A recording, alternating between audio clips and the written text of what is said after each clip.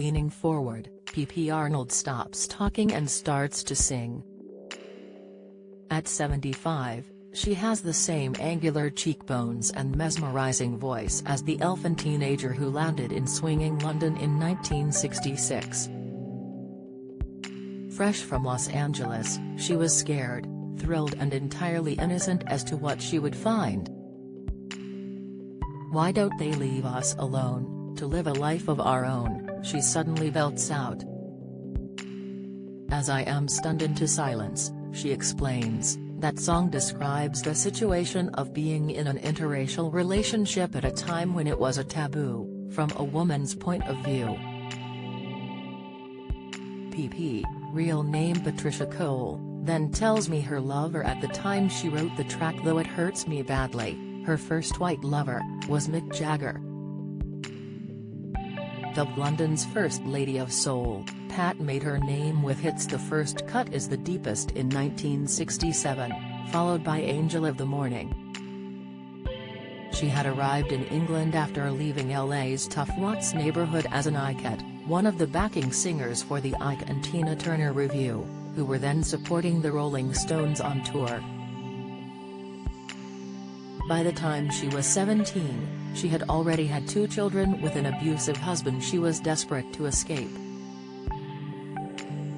She'd had to beg permission from him and her father to join the Icettes in 1964, initially leaving the children with her mother before they later joined her in London. She knew nothing of the Stones. She learnt fast. In her new book, Soul Survivor, the autobiography, she reveals for the first time how Mick became a friend and lover, and claims she became pregnant by him, making the devastating but mutual decision to have an abortion. But although infatuated, she insists she knew their fling would never go further, not least because of their mixed-race relationship. Mick also had plenty of lovers, plus a girlfriend, Marianne Faithfull, who would on occasion join them in bed, Pat claims. And Pat herself, keen for freedom and fun, also had her share, including Jimi Hendrix, Rod Stewart and Smallface's Steve Marriott. She insists, "I was not a groupie, I was an artist, and I was picking and choosing who I wanted to sleep with. And I was crossing a very taboo line as a black woman." Mick Jagger was cool, he was a busy boy, he's fun, and he was very kind to me. The Stones frontman, who she hasn't seen since the mid-80s, used to come and dance in the Icettes' dressing room where they giddily taught him moves like the mashed potato.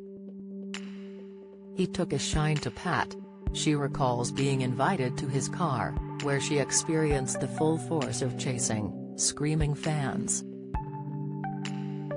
"He made me laugh, I made him laugh, he had a beautiful free spirit and opened the door to me experiencing life outside racist, segregated America," she remembers fondly, laughing as she says it.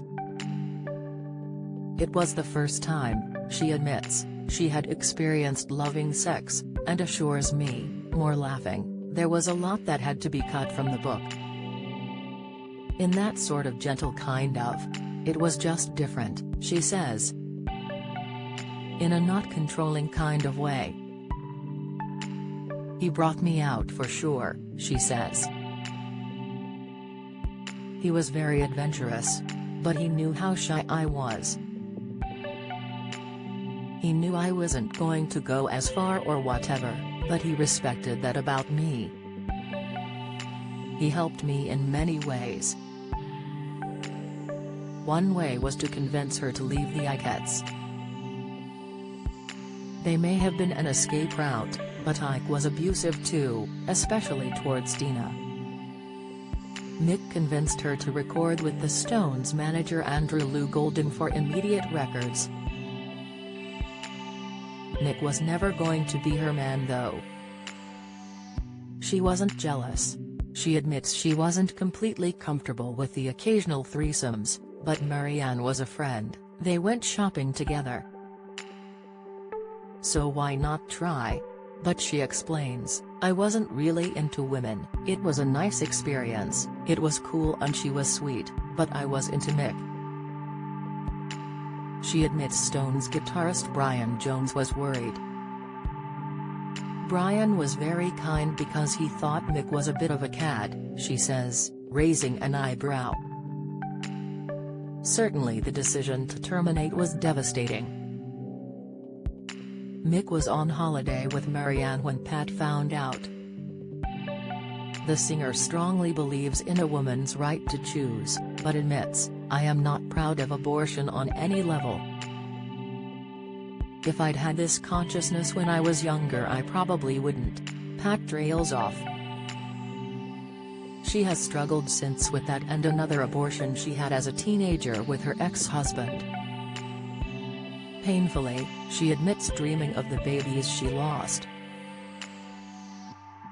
But she adds, "I did not come to England to have a baby with Mick Jagger. I told Mick, I'm really sorry to lay this on you but I'm pregnant, what are we going to do about it? We both decided the best thing was an abortion." Mick was upset, but he didn't come back from his holiday, she claims. "He sent me flowers, he called me every day." Although she says she and Mick remained lovers on and off for a while, she moved on. "I wasn't going to just be sitting about just being Mick and Marianne's delight," she explains. She and Jimi Hendrix became close. "We were both going through this experience of suddenly being in swinging London and integrating." Marianne was another lover, and she also duetted with Rod Stewart in more ways than one, she claims, but isn't so complimentary of him. "Me and Rod had a bit of a love-hate relationship," she says, pulling faces. Ultimately, Pat's burgeoning career faltered within a male-dominated music industry in which she had little control over her material. A second album with BG and friend Barry Gibb and Eric Clapton was shelved.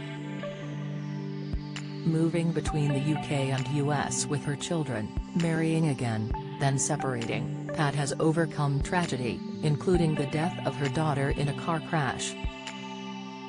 Her career returned to backing vocals, then musical theatre.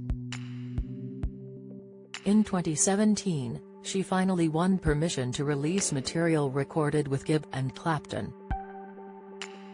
Last weekend, she performed at Glastonbury.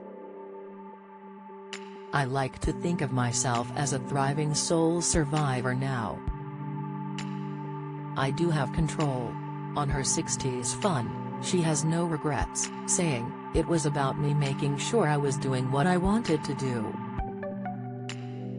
We were all free spirits." Again, that infectious laugh of hers. Soul Survivor, the autobiography by P. Arnold is out 7th July. RRP £22.98 books. Do you have a story to sell? Get in touch with us at webcelebs@mirror.co.uk or call us direct 0207 29 33 033.